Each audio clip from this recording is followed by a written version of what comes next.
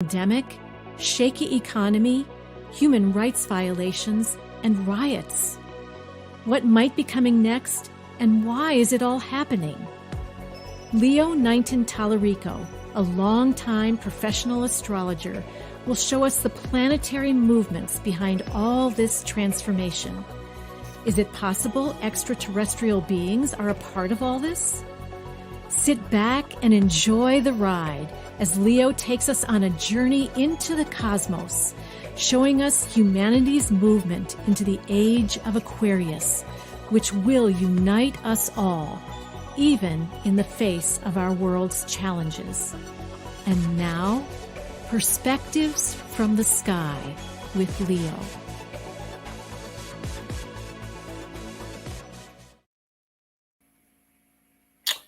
Hi, everyone. Welcome to Perspectives from the Sky on this 30th day of October, 2021. Wow, 2021 is almost over. It's hard to believe sometimes. Yes, I'm getting older, so time feels like it's going faster. But I talk to people a lot younger than me who also say that they feel time has been moving faster lately. So, Einstein said time was relative. And so relative means just what I said. Sometimes it feels like it's going faster. Sometimes it's going slower. But time is what governs us on this plane of existence to a large extent. Saturn is the hand of time. Saturn is the hand of gravity. And Saturn is a powerful, strong planet in our consciousness as humans on planet Earth. Keep in mind, however, that Saturn was considered the furthest planet out until 1781. In 1781, Uranus was discovered. Then in 1846, Neptune was discovered. And in 1930, Pluto was discovered. And those three planets are the ambassadors for the new age, for the age in Aquarius. If you just look at the discovery of Uranus, you'll see what I mean, because Uranus has a lot to do with what the Aquarian age is. It's the ruling planet of Aquarius. And at that time on the Earth, 1781, we had the American Revolution was churning, and the French Revolution was right on the cusp of beginning. So two very powerful revolutions were going on in the Western world. And those revolutions have a lot to do with what the Aquarian age is about. It's about diversity within unity. It's about liberation. It's about equality. It's about power to the people, not the authority figures. This is a lot of what we are moving toward. And of course, in order to move further toward it, the old way of being with the authority figures and with human beings being vassals still to the corporate world, we will move into we the people more and more as time goes on. Don't be blinded by what you see in front of you, the events we have to go through in order to get to this place. And you know something? We have to go through them. It's the way it works. Right now, we're real close to starting the eclipse season. By my standards, it starts this week on November 4th at the new moon in Scorpio. And that new moon in Scorpio is at 12 plus degrees of Scorpio. And on that day, as part of the signature of the new moon, Uranus will be at 12 plus degrees of Taurus. Scorpio new moons are always kind of have a lot of passion and power to them. They'll have more this time. There'll be a feeling of like things opening up, changing. There'll be breakdowns of things that aren't working the way they need to. And there'll be breakthroughs into new places in your consciousness, new places in your life. And that is the beginning of this eclipse season. Now, right now, we're in a darkening moon between now and November 4th. And even the day of a new moon, it is dark moon. Usually the day after, and sometimes 2 days after is when we see the first sliver of light from the moon. And from my experience, that's when the new moon truly starts. When you see that first little flicker of light in the moon. 2 weeks after that new moon in Scorpio, we have a full moon lunar eclipse in Scorpio Taurus, meaning the moon's in Taurus, sun's in Scorpio. Full moons always are made that way, sun and moon opposite each other. And lunar eclipses are always full moons. 2 weeks after that, on December 4th, we'll get a solar eclipse new moon in Sagittarius. And that one will bring a lot of light and, again, more change, powerful change.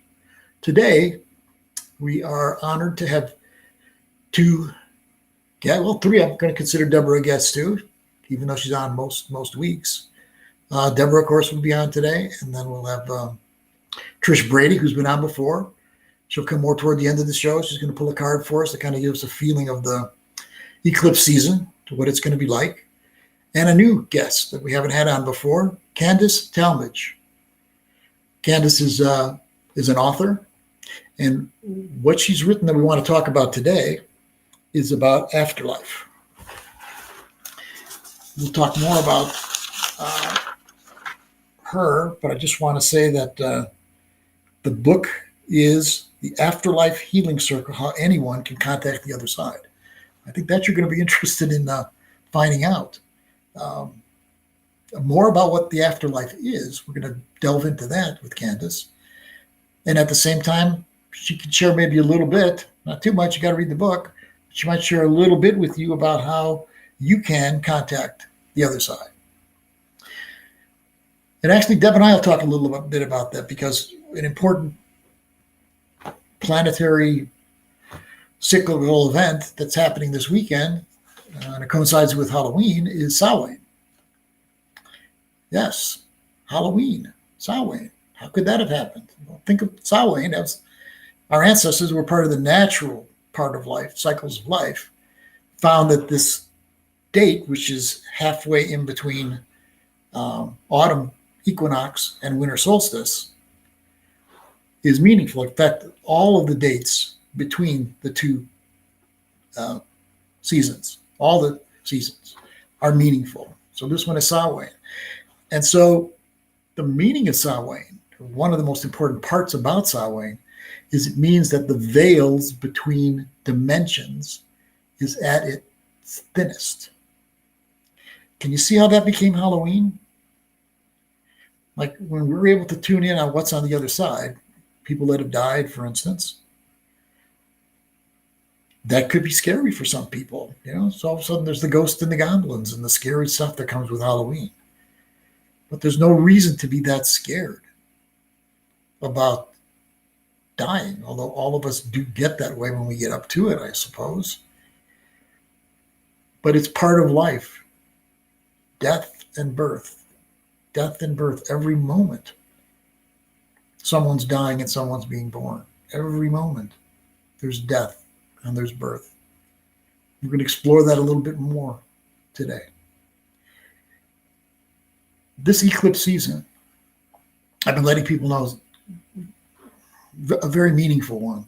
It's going to be rather intense. I know a lot of you are feeling a lot of intensity already, a lot of change. A lot of people are being brought to some places in their consciousness that are challenging for them, some darker places in some cases, but places that are not what you're going to say, I hope that my day is like that tomorrow, although some people might. But it's been a difficult time period, and the virus is still strong. Here in Sedona, where I live, Sedona, Arizona, it's hit this area now. It's the early part of COVID really wasn't coming here, but now there are a lot of people that I know who have gone through the COVID, are going through the COVID experience. And so that's still around. And I've been talking, well, let me just point this out now. This eclipse that's happening on the 19th, this lunar eclipse, full moon, it's close to the same degrees of fixed signs as the total solar eclipse was in 2017, August of 2017. Back then, it was at 28 degrees of Leo. The one that's happening on the 28th is going to be at almost 28 degrees of Taurus and Scorpio. So Taurus, Scorpio, Aquarius, Leo, those are the four fixed signs. So if you've got anything in the late 20s in any of those signs, you'll be affected by this eclipse. Nothing to be scared about, because eclipses aren't about, oh my God, doom and gloom. What they're about is transformation. So there is some amount of out with the old, which can mean breakdowns of things that aren't working anymore. But there's plenty of breakthroughs that happen at these eclipses. Like, oh man, I never looked at it that way before. Oh God, I thought I was stuck over here. And now all of a sudden I've got a pathway to move forward. So there's lots of breakthroughs, some breakdowns and some breakthroughs that happen at these eclipses. It'll be the same with this one. So back in 2017, we had the total solar eclipse. Now, remember what was going on at that time? 2017? Trump had been in office for maybe a little over, I don't know, not even a year yet. 7-8 months. And in Virginia, it was Charlottesville, Virginia, there were some riots that were happening because of a protest that was going on. And so the really far right people were gathering together. And also people from the left were gathering together. And the riot got to a place where this woman actually got run over and killed, murdered that day. What was also going on was the North Korea fiasco with Trump around that time. They were like strutting back and forth. America, North Korea, we'll kick your ass, we'll kick your ass. All that dumb old macho stuff that's like, come on, those days are gone. We don't need that anymore. In our new world, don't need it at all. So now that these aspects now are going to be, or that eclipse is going to be to a similar degree in fixed signs. Some of the concerns I've got are, number one, the culture war, which is heating up a lot because of the hearings around the January 6th invasion of the Capitol. And so, these culture wars are going to most likely get stronger during this eclipse season. And other thing that's right on the top of the list to me is the stock market. A lot of aspects to the stock exchange birth. I've got that chart. The stock exchange was born in the 1700s.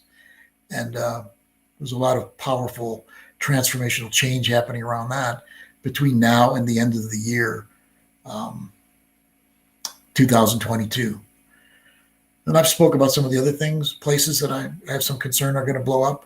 But I'm going to talk more about that in 2 weeks from now. We'll tune more in, because in 2 weeks it'll be 13th of November. And that'll be right before, like 6 days before that first eclipse. So we'll get more into the actual eclipse when we talk our next time. This week, and from now until we speak again, the main headline is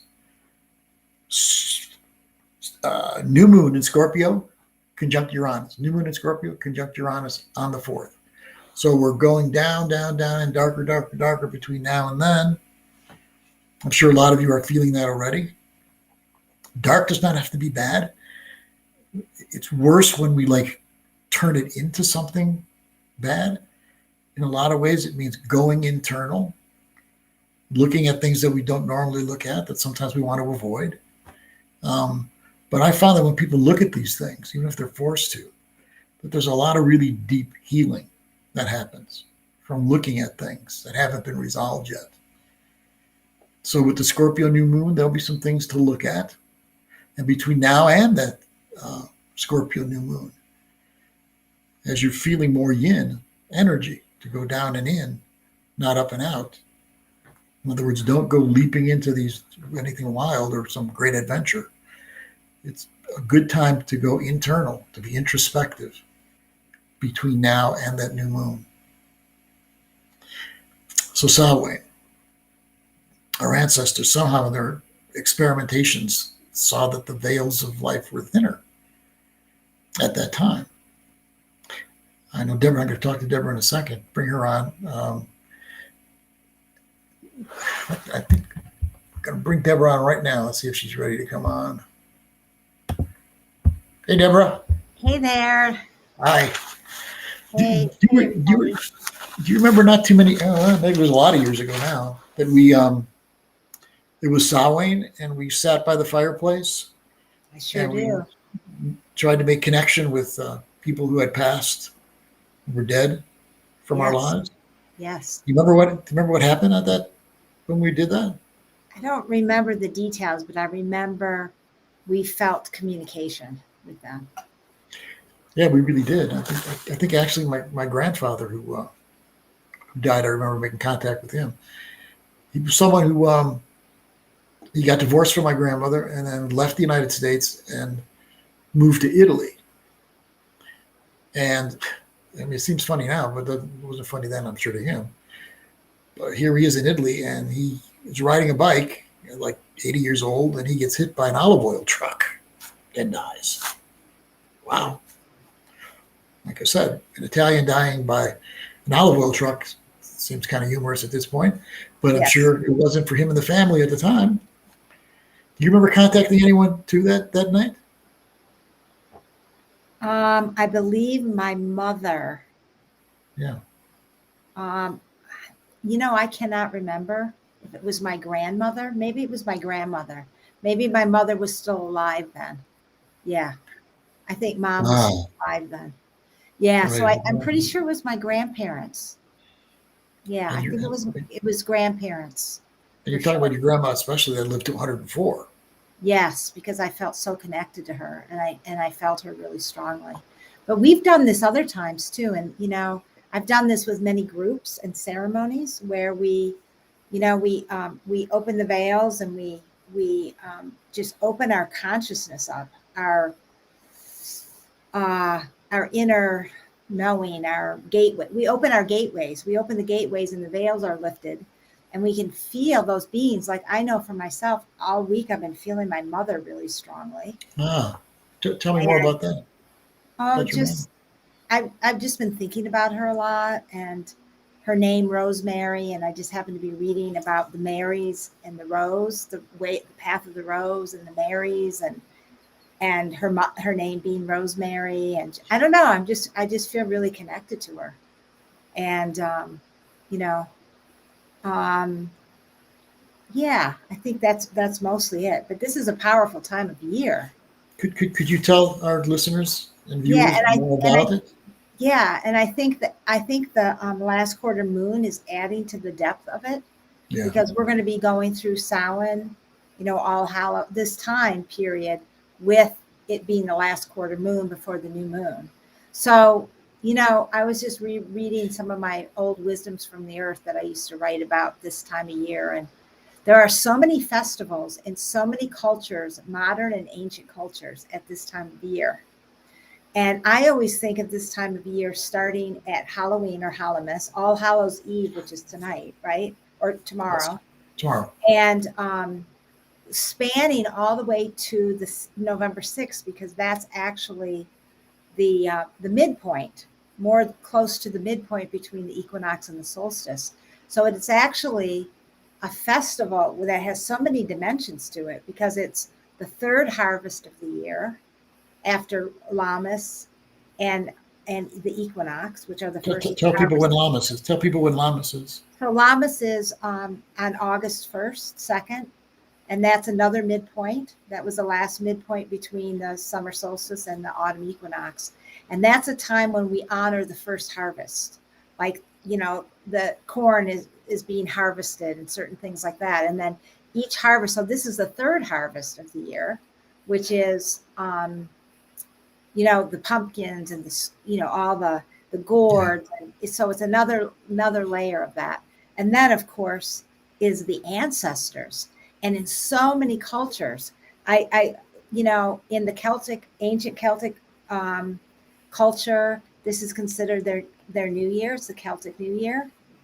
And in ancient times, this time was considered the Feast of Inanna. It honored her descent to the underworld. Right. In that ancient Sumerian culture. Mm-hmm. And Ishtar and Astarte, those were the goddesses from the Babylonian, those ancient cultures. This was the time to honor that descent of Inanna. And then in the ancient Greek, this was the time to honor the descent of Kore, Persephone, to the underworld. Pluto took her there. I remember yes, that. and but after that, she made an agreement to return to the underworld at half the year, and then half the year she's above. So Right. This is the time, this was a festival when she would take her descent into the underworld, just like Inanna. So Inanna went to meet her dark sister, her shadow side. Persephone went to do her time in the underworld as queen of the underworld and queen of the dead. And then also, even in the Christian tradition, November 1st is All Saints Day, Yes. to honor the ancestors. Yes. And then in so many of the Native American, like the ancient Aztec, Zuni Pueblo, like a lot of the Native Americans tribes, November 2nd was All Souls Day, to honor all the departed souls. And it's in so many cultures. And even in ancient Egypt, this time was called Isia, when they honored the time when Osiris was dismembered by Set, his Yes. brother. So, so there's all these throughout the world, of course, in the Northern Hemisphere, because in the Southern Hemisphere, they're at Beltane, actually, because they're opposite. Right. The Southern Hemisphere is Beltane, because they're between the equinox, the summer, between the spring equinox and the summer solstice. So it's just fascinating to see how so many cultures since ancient times honored this time of the ancestors and of the descent and of death and rebirth, like you were talking about. And also, the other one was the feast of Cheridwen, who's the goddess of the cauldron, who stirs the cauldron. And it has to do with like letting go of the old and the transmutation and transformation, the death and the rebirth. And, we all know, like this time of year, like it's easy to see spirits out of the side of your eyes. Yeah, that's right. The leaves, the winds are blowing. There's this feeling. There's this feeling of this. It's magical, but you can. It's this feeling of the other dimensions being close. And the spirits being close. Yes. What's really important with all this, I think, is that like going into the dark and finding the magic in the darkness is like the reason that we had the witch hunts many years ago was because of the Christian influence in you're not supposed to be with the feminine. You're not supposed to be with the mystery. You're not supposed to be with the darkness at all. Yeah. And, that's something that like when people say, oh, I got a Pluto transit. Oh my God, that's terrible. It's not all terrible. It just means you're going to go deeper into the depths. Like Pluto took Persephone down into the depths. It's true. Exactly. She needed to have some of her innocence taken away in order to grow and be mature. But she grew as a human being. She got more powerful. Exactly. That's really important. And I can attest to that because I've had Pluto sitting on my Venus for 5 months, and Pluto's come over most of my planets. You know that for the last, 15 years or 20 years. Plus, natally, Pluto's really strong connection with my sun. So I know that these death and rebirth experiences and these Pluto transits, while they can be really intense and take us into that darkness, it's ultimately empowerment at the end. Like I can attest that I've been going to the underworld and back. Oh, I know. Pluto on my Venus. Yes. But there's also the empowerment, and it's like layers of healing layers of healing and transformation. So, and also interesting, you brought up the witches, because this is also considered the witches' New Year, right? And the witches were the word witch actually comes from the word wise woman. That's where it originated. So actually the witches were wise women who knew, herbal healing, I remember my time during those times. We knew healing, we knew midwifery. Yes. And it was considered dark. It was like unknown and mysterious, just like you said. Yeah. And that's why it was feared. People feared that. Yes. And that's what's coming back. That's what we need to open up our hearts and our souls for, is more of that mysterious part of what the feminine is, and the power of the feminine. We need to take away all the fears that everybody has about it, because it's a very enriching place to be, is to be in the depths of the mystery of the feminine. Absolutely. And to be honoring of the cycles of the earth, and the light and the dark, and exactly. that neither one of them is better or worse than the other. And it's just a part of life, in the cycles of day and night, for autumn and spring. It's like and to me, that's the feminine too, that is being attuned with the cycles of the earth, the day and the night. And yeah, exactly. It's a mystery. It's a great mystery. We're going to bring Candace on pretty soon, who's going to talk to us a lot more about this subject. But before we get to Candace, I want to talk about the benefit that we were a part of last week for Mother Earth. I was hoping you'd say a little bit about that day that we had with honoring the mother. Yeah, that was, so we had this amazing benefit. And, one of the women just called me like half an hour before the show, and she said, I just want to thank you so much for inviting me. She was one of the sound healers, and she said that day changed my life. She just said she's felt so different since that day. And it was just this beautiful, humble gathering of people for the earth, to bring our awareness to every day thinking of our Mother Earth. And this is so crucial on our planet right now, that we be in touch with the mother, and that we honor the earth and our own bodies too, because we're not separate from the earth. And the feminine, the feminine is, very much that earth goddess energy. And we need it's so important to honor that. And the feminine has been suppressed for how many thousands of years. Absolutely. So all those musicians. Oh yes, and we had all the musicians that came out and they donated their time. Yes, all these musicians. It was great. Everybody was dancing, young and old. It was fun. And it was like this whole community came together. Yeah. And it was just beautiful around honoring of, bringing awareness and shedding light into collective consciousness about the importance of the earth, our Earth Mother. She's where we came from. We need to take care of her. It was beautiful. It was very beautiful. And interesting, next Saturday on November 6th, we're going to show the film at the Mary Fisher Theater in Sedona. I know you're going to come too, Leo. Yeah. And that's going to be it's called The Earth Mother's Cry. And it's in a retreat, a group of us received this download from the mother together. And it was made into a video, and it's just gorgeous. And the mother just spoke through all of us. And it's called The Earth Mother's Cry. So, something wonderful is happening. People are waking up. People did not want to leave that benefit. Yeah, they didn't want to leave. In fact, there was an after party at Chocolate Tree, and the musicians were playing for hours afterwards. Yeah, I missed that, unfortunately. You caught that though. Yeah, it was just so beautiful, and such it just was like, this is like a new earth. It was like a new earth gathering. Yes. And it gave so much hope. It gave so much hope about, even though everything is dismantling in the outer world, and there's darkness, we're in the new earth. We're entering the new earth. We're in the Aquarian age, and it felt like that. Yeah. Yeah.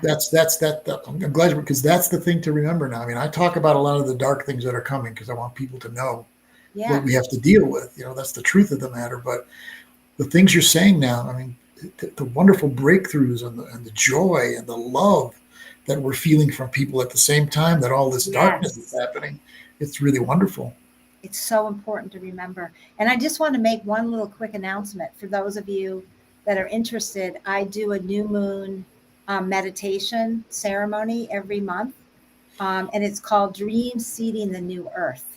And so at each new moon, we come together and we dream seed and bring in the energies of that new moon to seed the new earth. So this new moon is going to be about transformation and the mystery. And so that's going to be on November 4th. And you can find out about it on my website if you want to sign up for it, which is GaiaSophiaTempleOfTheHeart.com. How about if you just want to write you like an email to ask you questions and things like that? Yeah. Open to that? My email is Elilia, Yep. Elia, which is my spiritual name, at GaiaSophiaTempleOfTheHeart.com. Good. Say that again. Say it again. It's Elilia, Elia, at GaiaSophiaTempleOfTheHeart.com. And you can just go to Temple of the Heart, GaiaSophiaTempleOfTheHeart.com, and you can find me there if you don't remember the Elilia part. Thanks, Deb. I'm going to bring on Candace now. And yes, thank you, everybody. And have a blessed Samhain and All Hallows time. I hope you contact your ancestors. Oh, one little thing I wanted to say is it's a really great time to make an ancestor altar. And I just made one this morning. So I put like things from the harvest, and I put photos of our Leos and my parents and my grandparents and my aunts and uncles and deceased, ancestors on the altar. So I just that's one little thing I wanted to say, how awesome it is to make an ancestor altar for this time of year. And it helps kind of call them in. You can put candles and you're kind of honoring them. You're honoring your ancestors and you're calling to them. Thanks so much, everyone. Take care, Deb. I'll see you later. Much love. Bye.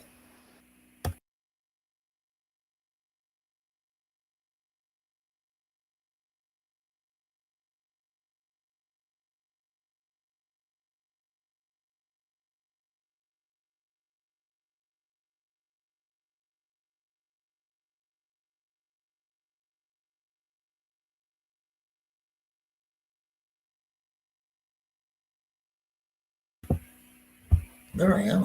We're gonna pull a card, or I'm not gonna pull a card. Trish is gonna pull a card to kind of give us a sense of what the eclipse season is gonna be. We're gonna look at it that way.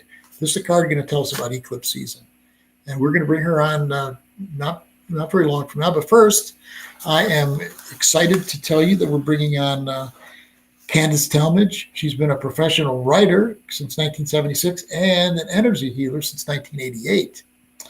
And with her late wife, Candace, started the Afterlife Healing Circle, how anyone can contact the other side.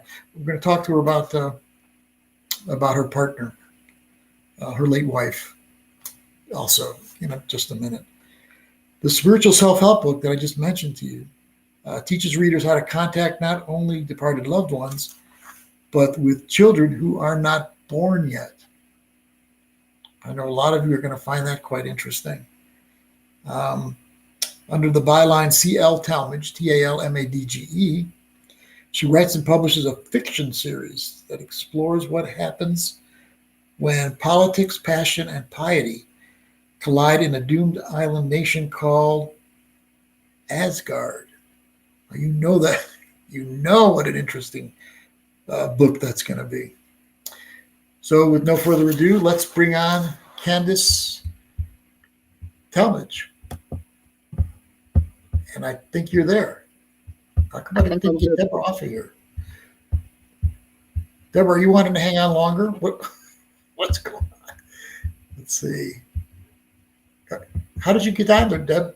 Click yourself off, honey. I can't hear you.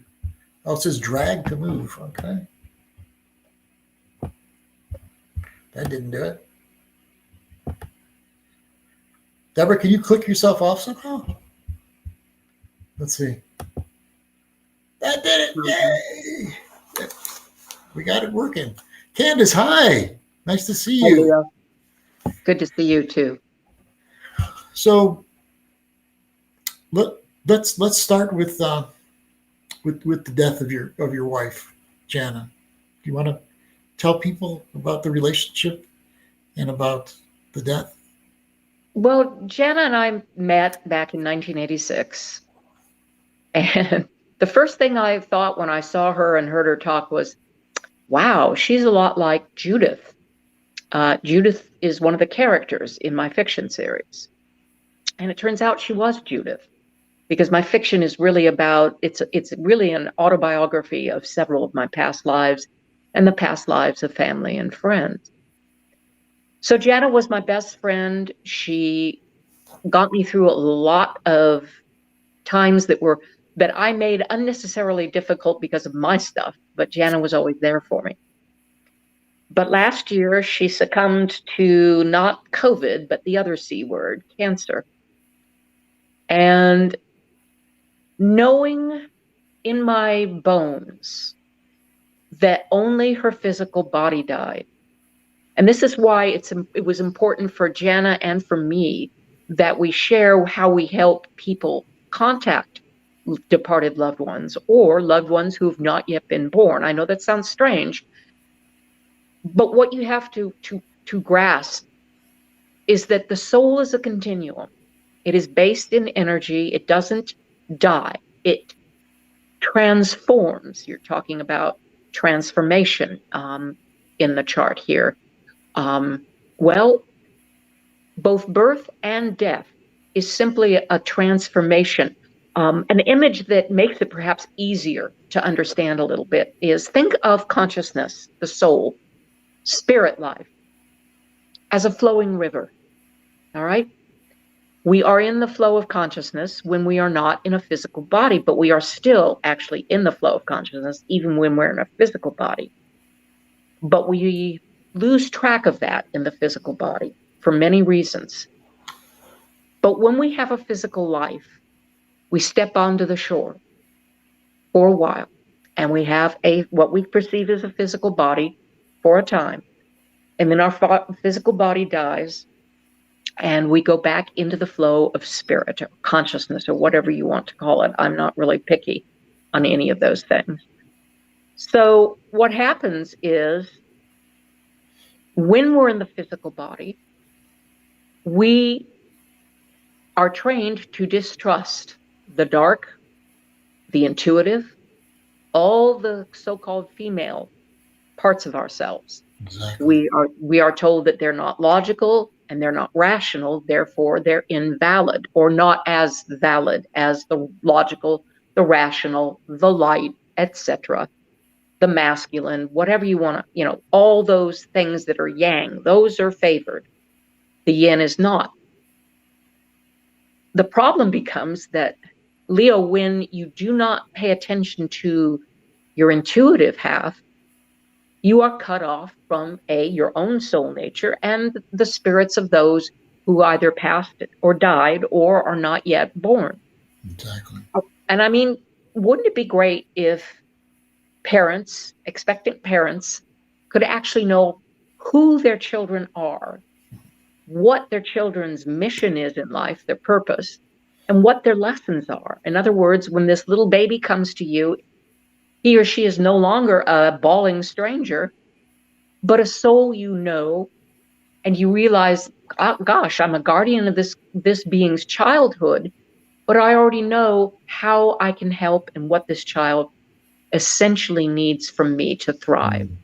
And that's what the Healing Circle is designed to do. It's a group of small people, between 4 and 8 people, don't get it too large. And you sit together with your hands clasped together. I mean, it's traditionally known as the seance, but the seance has about as much credibility as a used car salesperson. Yes, that's true. So a couple of principles that we expound in the book that are very, very important for people to understand. Don't use the healing circle or the afterlife healing circle to try to get in touch with Elvis unless you are a personal friend or relative of Elvis, okay? I mean, it's like, say you're walking down the street and this group of total strangers starts calling out to you, "Oh, Joe, come over here." And you're like, "Wait a minute, I don't know these people." Well, that's what happens when a group of people sends their love and energy out to a soul no longer in a body. They contact them. They ring that soul's bell. If the soul knows them, the soul will approach and say, "Hey, okay, yes, let's communicate." But if the soul doesn't know you, they're going, "Who are you? Get out of here." Yes. They don't want to come. And what you'll get, especially if you don't ask for protection, is some loony who would really like to do a head trip with you. And we don't get no smarter just because we crossed over. Whatever issues we have when we're in a physical body, unless we've resolved them, we still have those issues. So I always tell people, yes, it's important to contact departed loved ones, but there's a way to do it that is safe and is more likely to get you the results that you want. Can you explain that in simple terms, or will people just have to pick up the book to get any of this? Is there anything you can tell people as a clue to get in? Well, as a clue to get in, and we do go over this in the book, it's really a matter of self-trust, because of course there are many, many ways to contact departed souls. Raymond Moody, who wrote forward for my book, has what the ancient Greek mirror gazing trick called the psychomantium, and it really works for some people. So there will be a way that you can do it that will work for you. All right. So I suggest, if you really, really need some resolution with a person you did not get to say this resolution to while they were in a physical body, then by all means, explore. Try the Afterlife Healing Circle. Try the Psychomantium. If you need to, go to a medium you can trust. I'm not wedded to any one thing. I want the outcome that gives you the resolution that you need. But what I'm telling you is that no matter, even if you go to a medium, you still have to use your intuitive senses. And there's 4 of them that I know of. And you still have to trust the promptings that you're getting. And the reason most people cannot detect the presence of those who have departed or are not yet born is because they cut themselves off from their intuition. You were talking about that knowing. Well, that knowing is one of the 4 soul senses. We call it soul awareness. And it's simply a knowing, and it sort of drops in on your head and you don't really question it. It's a knowing. You know. Well, there's also a feeling, there's also vision, and there's also understanding, known as clairsentience. We call it soul understanding because usually it unfolds as a sequential understanding in your mind. But it can also actually be that you're hearing voices, and it's not because you're schizophrenic. It's because you're tuned in with your clairaudience and you hear voices. I mean, the movie Ghost made a whole big deal out of that. Yes, that's right. Supposedly fake psychic who could actually hear the protagonist's voice, and apparently she had the soul sense, so she wasn't a fake after all. Candace, can you tell us a little bit about what you know of the afterlife, number 1, and then number 2, tell me a little bit about your relationship with Janice since she's passed. My relationship, well, what I know about the afterlife, that's kind of like saying, gee, what's life like on Earth? Okay. There's a lot of things. Life can be beautiful on Earth. Life can be devastating on Earth.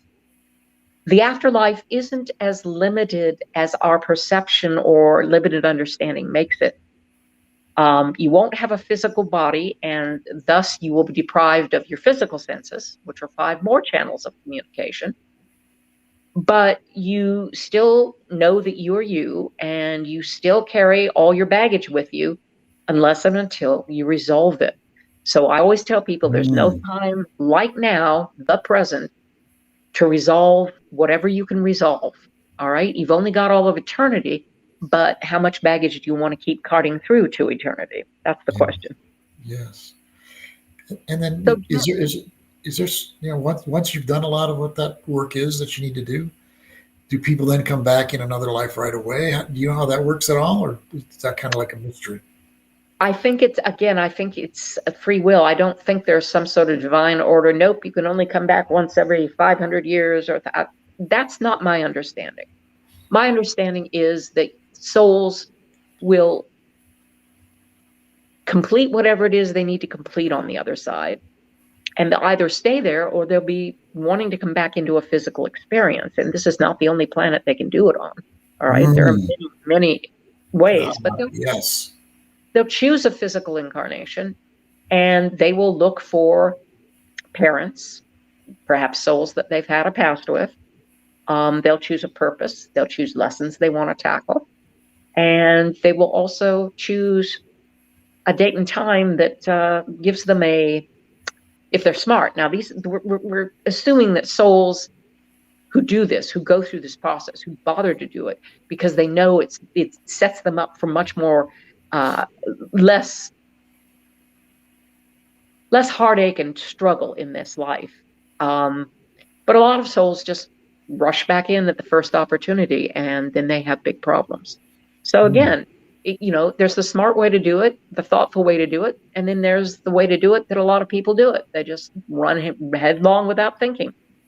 So there's so much more I want to ask you. We only have a few minutes left for today, but I'd like to have you come back if you would, because this subject, there's a lot more to investigate when we're talking about, the afterlife, life on the other side. Yes, I know. But now with the few minutes we have left, tell me a little bit about your connection with Jana since she's passed, your wife. Well, there's my daily connection. There's a wonderful photo that was taken of us back in 1998. We'd been together for 12 years. And every time I go up and down the stairs, I say hello to her. So that's one thing. I tell her about what's happening in my day. She has come to me in my dreams several times, which is very comforting. And then there was the incident that happened 3 days after she passed. She passed late on a Friday night and just before midnight, which is kind of appropriate since Jana always was a night owl. And the following Monday, I was standing upstairs in the master bathroom brushing my teeth, and I heard the door open and shut downstairs. It's kind of squeaky. You know it when it happens. I distinctly heard the door open and shut. So I went downstairs and checked around and checked the garage, checked everywhere downstairs.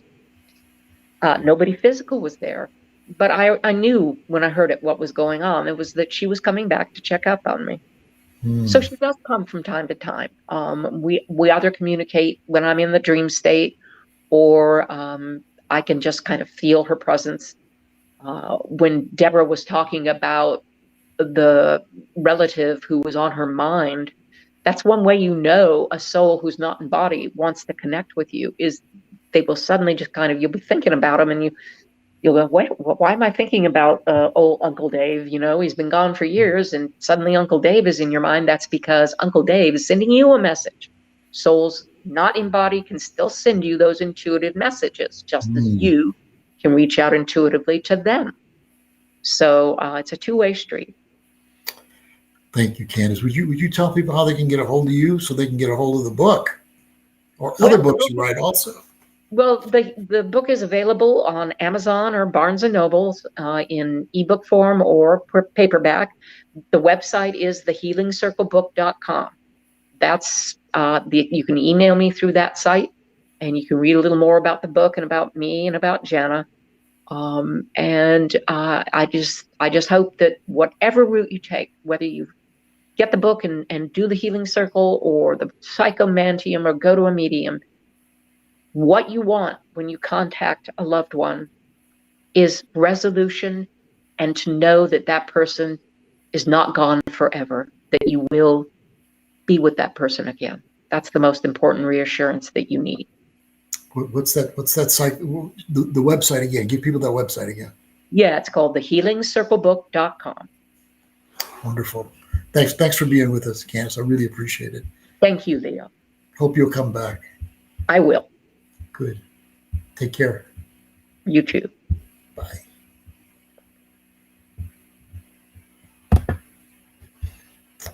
And now you've seen her before on our show, and she's recently made a big move. She's moved from the East Coast of the United States. She'll tell us where, but she's been kind of a world traveler ever since her mother passed just a few years ago. And I know she gains a lot of energy and spirit with these travels that she does. So without further ado, let's bring on Ms. Trish Brady. Hi, Trish. Hola. Hola, Leo. Good to see you again. How you feeling? Good. I'm in a place called Las Galeras in the Dominican Republic, which is on the Samhain Peninsula, that is known for the humpback whales coming in and mating in the winter. So that's kind of it. And so that's where I am. How beautiful it is there, just looking over your shoulders. Well, that's why I thought I'd be outside. This is my garden. I just moved into an apartment that was really synchronistic and timing how it came together, because they're not easy to find around here. So as you know, when I travel and things fall into place, it gives me the sense of like, okay, I'm supposed to be here for however long. And so that's how I feel about being here, because I only just arrived the 20th, so 10 days ago. And within 3 days, I found an amazing apartment, which is really rare. Is it feeling like home already? Yeah, it does. It really does. Last night was the first night I spent the night here. So waking up, and I slept well, and having coffee and kind of getting that sort of rhythm of having a home, not being in a hotel, and knowing that, okay, this is going to be home for a while. Yeah. How long were you on Crete? How long were you there? On and off for 3 years. And you had, from what I know from talking to you during that time, you had quite a wonderful time on Crete. I kind of feel like Crete is my spiritual home. And I was talking to a French woman I met last night, and how I feel about this place right now in the context of love.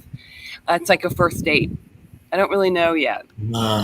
I know that it came together really magically to find a place to live. So it's like meeting that guy or girl that you're going to have that first date with seems really magical, but you don't know really how much you like them until you actually have a couple. In this case, you do know that they look good and that you're attracted to them. That part you got down already, right? Yeah.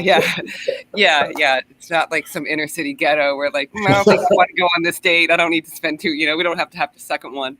Yeah, so it's really, really interesting to be here and to kind of get the vibe and see what it has to offer.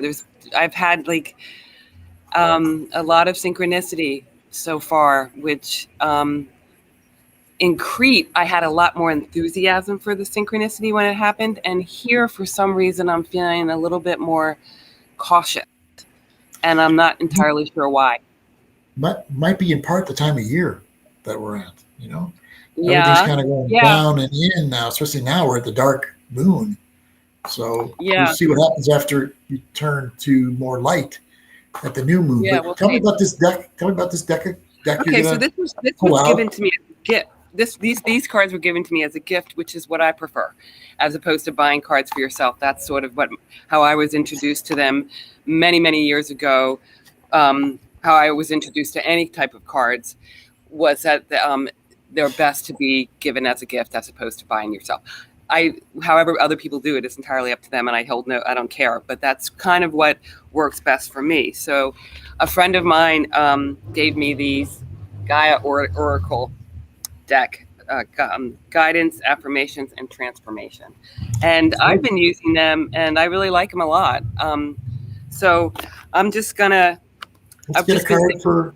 What do you think? A card, 2 cards, to give us a sense of what we're moving into for this. I'm just going to pick one. I think sometimes 2, it's kind of like, well, I didn't like that one, so let me pick another.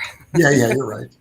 So I think, for this time, maybe another time, I'll just pick one. And they're new to me, too. So I'm just going to shuffle a little bit more, and then I'm going to take the one off the top, and then I'm going to read it what it says from the book, and then if there's a moment we can find, something else. So here we go. So here it is. Ocean of eternal love. Healing, creativity, and fertility. And I have to say, I personally feel like this is really a time for like internal healing, like for all of us. For whatever the newness is coming in the new age and these eclipses bringing on, that if we don't kind of, it's one thing for me traveling that I kind of went, down my own dark personal alley, and I was thinking, what's this place have for me again? And which makes it a little bit more interesting, and even though there's a synchronicity, but not being so dependent on the external. So I think the healing creativity maybe speaks to that for all of us, not just me who happened to move to a new place. Sure, looks like that in the card. What does it say though? Also, additionally to that, I'm going to read it. Okay. Okay, because I don't have them memorized, and if I did, I wouldn't trust my memory anyway. So, it is said that love conquers all. This is especially true for you, us, at the moment. Something is resolved and healed through love. What was previously barren now becomes fertile. A seed is planted, and you are the co-creator. The conditions are favorable. The timing is right. A new creation awaits you. The birth of something new brings joy and excitement. The forever changing seasons of eternity turn their invisible wheel, and a new cycle begins.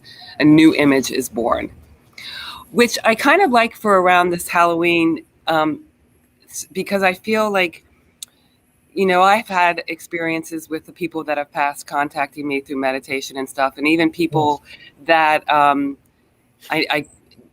wasn't personally really attached to, but I needed to pass on a message to people that they were. And I think that this, like, being more creative and being more open to not just like external expressions of love through the relationships that we're used to, but like even with what your previous guest said is like having continual relationships with people that have passed. Yes. And that I think creativity lends itself to that, because I don't think there's any one way to that, because we're all going to have our own personal experiences. So you can't say, well, this is nobody knows, no.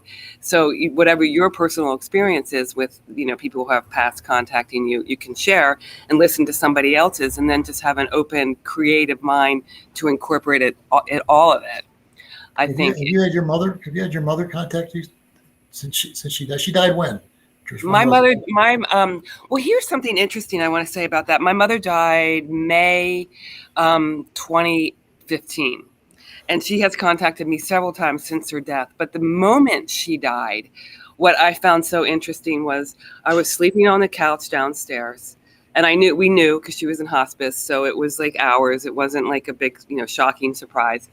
And what was so interesting is because I was having a dream. I even remember the dream. So so it wasn't a dream, unless you can have two at the same time, which maybe. But so I was having a dream, and I heard my sister upstairs yell, "Mom, Mom," and so I'm having the dream, and I saw my mom pass, her. So I'm dreaming about this one dream, and then my sister says, "Mom, Mom," the moment she had, stopped breathing, and I saw her pass through.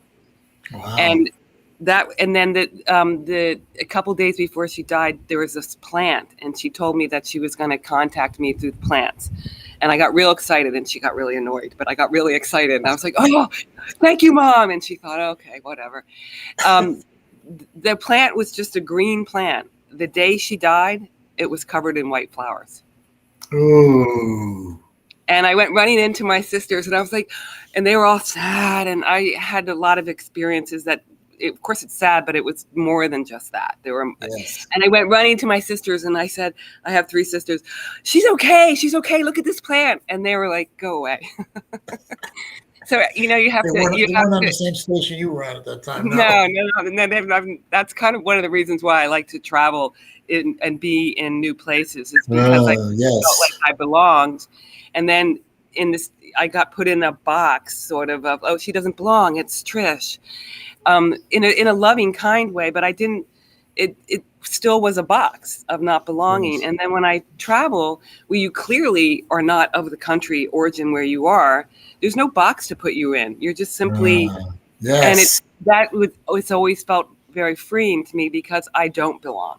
So I mean, the Dominican Republic, it's not that I don't belong here, but I'm not of this culture, of this place. So there's no belonging or not belonging. And it's kind of like being, like a traveler, just like we travel in our dreams and we travel when we contact in meditation. And when people who have passed contact us, is that same sort of sense of traveling. And I think that's part of why I like to explore new cultures so much, is because it does give me that freedom of that sort of box of not belonging how I feel. No one puts me there, but how I feel in the States is just gone. Father Time has just let us know that we are limited now and we must say goodbye. Okay. Wonderful having you on. I know you'll be on again. Leo. Okay. Take care of yourself. All right. Bye. Bye. Adios. Adios, amigos. That's right. That's where you are now. Yes. Española. Bye.